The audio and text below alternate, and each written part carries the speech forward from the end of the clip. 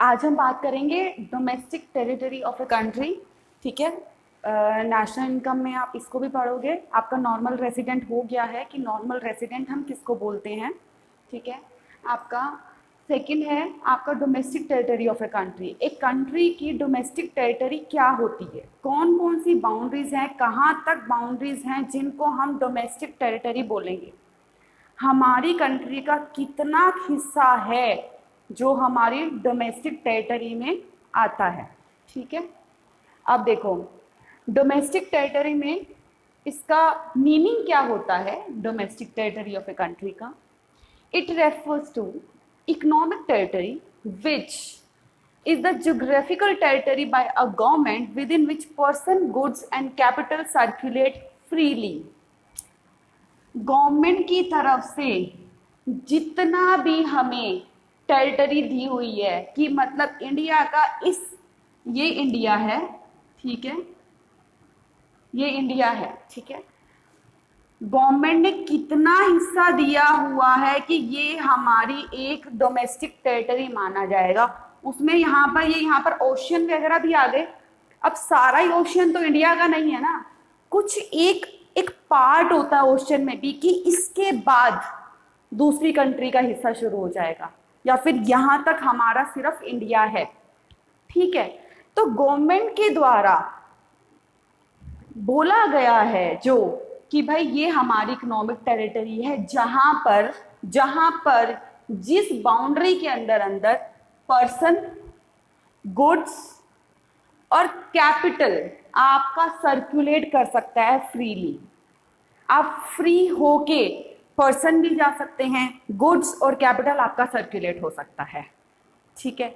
अगर मैं दिल्ली से ओडिशा जाती हूँ, दिल्ली से ओडिशा जाती हूँ, ठीक है, क्या उसके अंदर मुझे बाउंडेशन है? नहीं है ना, नहीं है ना, कोई वीजा वगैरह की जरूरत नहीं है, मुझे कुछ भी नहीं है ना।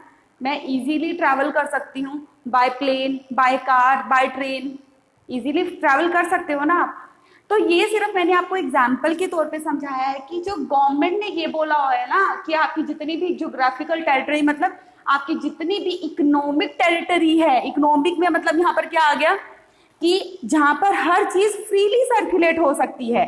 जो गवर्नमेंट ने बोला हुआ है कि इतना हिस्सा है, उसके बाद आपको टैक्सेस और रिबेट्स और ये वाली सारी चीजें लगने लग जाएंगी। ठीक है। तो फिर डोमेस्टिक टेरिटरी क्या होता है? Economic territory which is the geographical territory. ये एक इकोनॉमिक टेरिटरी होती है जिसको हम ज्योग्राफिकल टेरिटरी बोलते हैं। बाय अ गवर्नमेंट, गवर्नमेंट के द्वारा ये बोला गया है कि इतनी इतनी आपकी इंडिया की टेरिटरी है, उसके बीच में आप कुछ भी करते रहो, कुछ भी इन द सेंस आपकी जो चीजें हैं वो सर्कुलेट होंगी फ्री। ठीक है। With in which person, goods and capital circulate freely. This is the domestic territory of a country.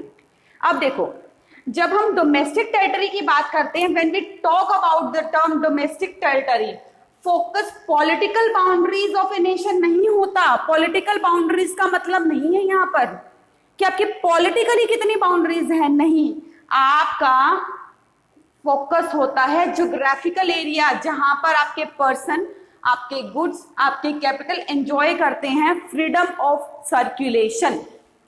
एक ऐसी टेरिटरी जहां पर आप, आपके गुड्स और आपकी capital freedom of circulation enjoy करती है, that is the domestic territory of a country. यहां पर पॉलिटिकल बाउंड्रीज की बात नहीं होती कभी भी, यहां पर सिर्फ एक जियोग्राफिकल एरिया की बात होती है, एरिया की बात होती है।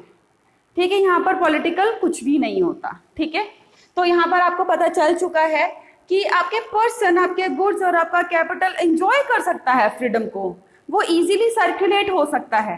तो वहां पर हम डोमेस्टिक टेरिटरी की बात करते हैं, वो होता है आपको डोमेस्टिक टेरिटरी। उस टेरिटरी को हम डोमेस्टिक टेरिटरी बोलते हैं जहां पर ये तीनों चीजें इजीली सर्कुलेट हो सकती है विदाउट एनी रेगुलेशंस। ठीक है। अब इट इंक्लूड्स, अब डोमेस्टिक टेरिटरी में क्या क्या इंक्लूड होता है। सबसे पहली बात, territory lying within the political frontiers including the territorial waters of a country। अब वाटर भी तो आएगा ना यार, आएगा ना। अब जो हम टेरिटरी बात कर रहे हैं उसमें वाटर भी तो आएगा। यहाँ पर हम पॉलिटिकल फ्रंटियर्स की बात कर रहे हैं। Territory line with in the, जो पॉलिटिकल फ्रंटियर्स के बीच में है, जो उसके बीच में टेरिटरी है, इंक्लूडिंग वाटर, वाटर को भी इंक्लूड करेंगे। यहाँ पर हम किसकी बात कर रहे हैं? ओशियंस की बात कर रहे हैं। इतने बड़े बड़े ओशियंस हैं, कहीं तक तो हमारी लिमिट है ना जाने की, ठीक है। एग्जाम, अब देखो पॉलिटिकल फ्रंटियर्स क्या होते हैं? Geographical boundary of a country, ये भी पॉलिटिकल फ्रंटियर्स क्या होते हैं? ये भी ज्योग्राफिकल बाउंड्रीज होती है कंट्री की, including air and water territory. भाई पूरा आसमान भी आपका नहीं है, पूरी धरती भी आपकी नहीं है, सारा ओशन भी आपका नहीं है, नहीं है ना, कुछ एक लिमिट हर कंट्री की होती है। तो पॉलिटिकल फ्रंटियर्स को देख के घबराना मत, इस वर्ड को देख के। इसका सिंपल सा मीनिंग है, ये एक ज्योग्राफिकल एरिया होता है जिसके अंदर, ज्योग्राफिकल टेरिटरी की बात करते हैं जिसके अंदर हम एयर और वाटर की भी बात करते हैं, ऐसा एरिया। अब जो डोमेस्टिक टेरिटरी की बात कर रहे हैं ना हम, ठीक है, डोमेस्टिक टेरिटरी मतलब ज्योग्राफिकल एरिया की बात कर रहे हैं ना, तो वही तो बोला है ना कि ऐसी टेरिटरी जो आपके पॉलिटिकल फ्रंटियर्स के बीच में आती है, with in the political frontiers, उसके अंदर आती है आपकी, जिसमें आपका एयर और वाटर इंक्लूड होता है, ऐसी टेरिटरी भी डोमेस्टिक टेरिटरी में आएगी। यहां पर आपका एयर और वाटर की बात कर रहे हैं, ठीक है।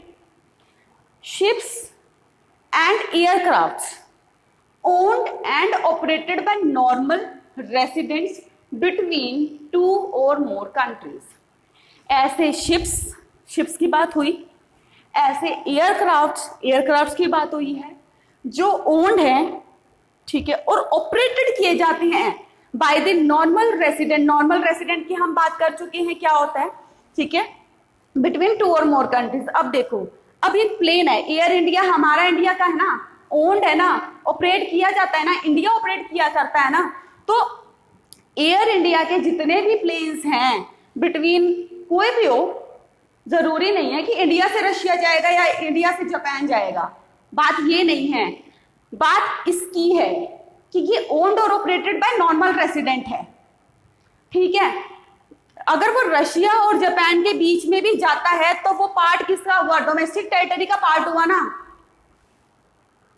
समझ में आई?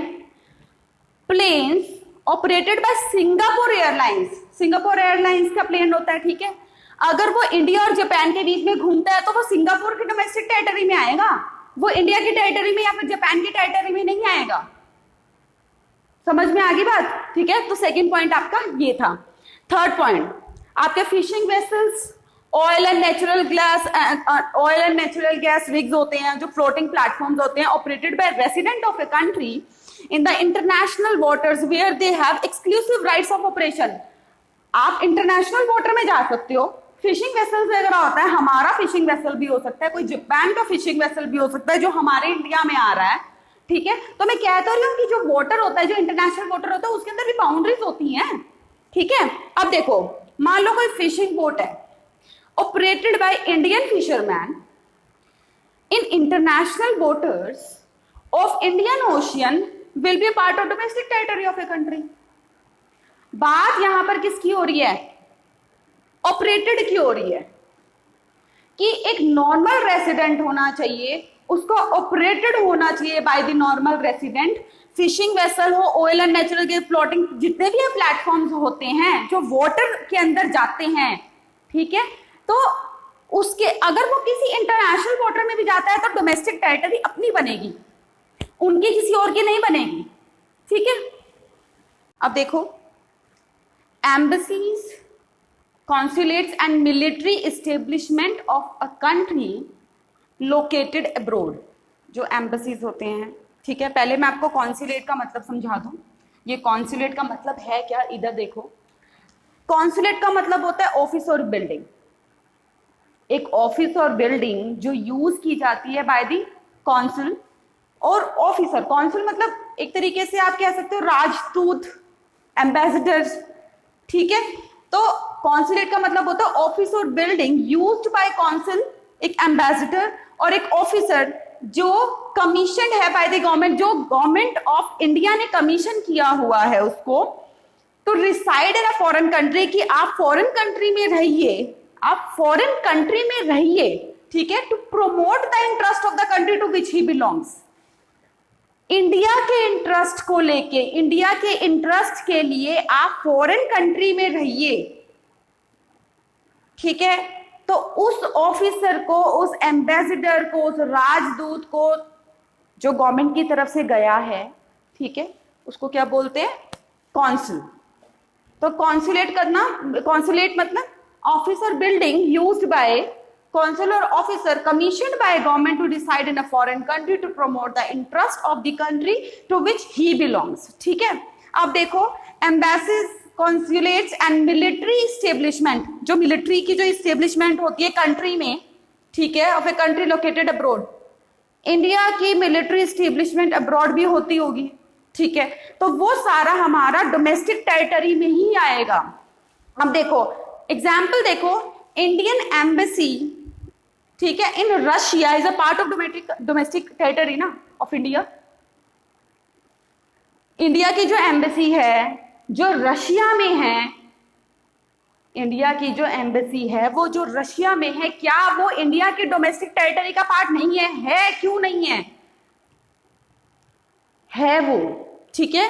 तो जितनी भी एम्बेसी होती है, consulates and military establishment India के किसी अब्रॉड में हैं, तो वो हमारे डोमेस्टिक टेरिटरी में ही काउंट होगा, ठीक है।